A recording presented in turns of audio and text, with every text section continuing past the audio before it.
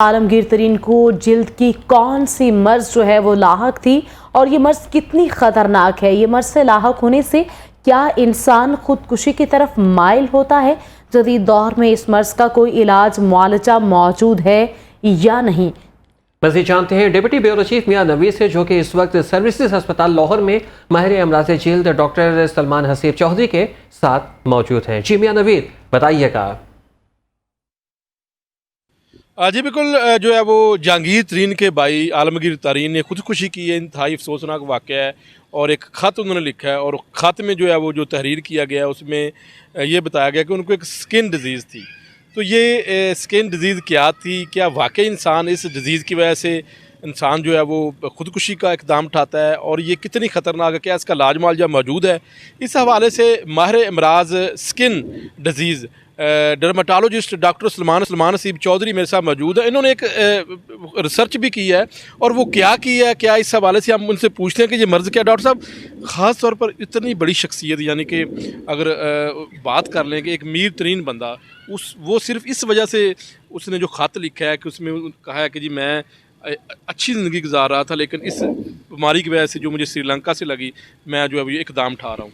ये कौन सी मर्ज़ है, लोगों को बताएं, और इसका नाम क्या है, क्या इसका इलाज मुआवजा मौजूद नहीं है? अच्छा, इसमें चंद एक चीज़ें मैं आपके सामने बताना चाहता हूँ। एक तो जो क्रोनिक डेबिलिटेटिंग और स्किन की पुरानी अमराज हैं, उनमें quality of life of the patient जो है ये हमेशा से कंसर्न रहा है और इनमें बहुत सारे चांसेस होते हैं डिप्रेशन के, एंग्जाइटी के, जो कि हत्ता के सुसाइड की तरफ ले जा सकती है।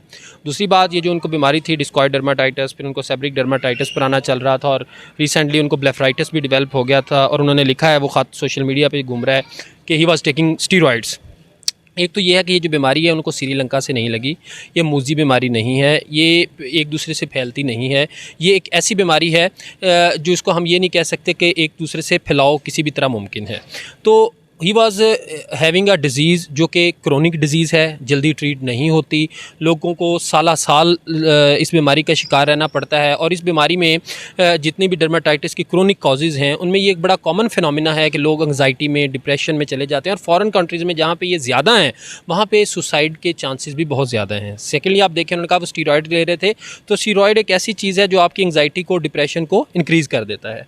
तो ये फिर डिपेंड करता है, अल्हम्दुलिल्लाह इसमें बहुत ज़्यादा पेशेंट जो हैं वो बेहतर भी होते हैं बेहतर ट्रीटमेंट के साथ, लेकिन इस केस में ये फिर डिपेंड भी करता है पेशेंट के ऊपर कि वो कितना सर्वाइव कर सकता है, कितना कोप विद कर सकता है, कितना डिप्रेशन और एंग्जाइटी का मुकाबला कर सकता है। मेरा ख्याल है कि वो शायद अनमेरिड थे प्रॉब्ली और अकेले रह रहे थे, तो ये भी उनकी डिप्रेशन का एक। अच्छा, मुझे सिर्फ ये एक बात बता दें कि स्किन की इस मर्ज़ से बॉडी को, स्किन को होता क्या है?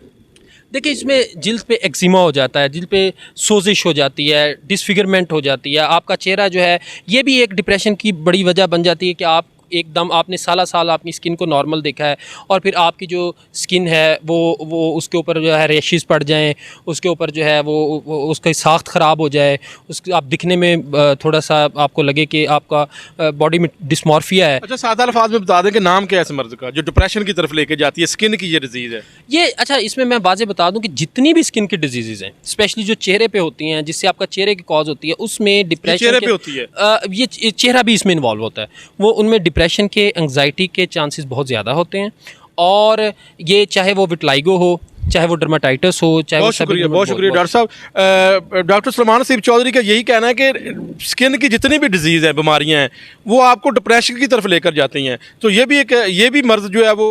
जी ठीक है, डिप्टी ब्यूरो चीफ मियां नवीद, शुक्रिया आपका, आप हमें अपडेट कर रहे थे।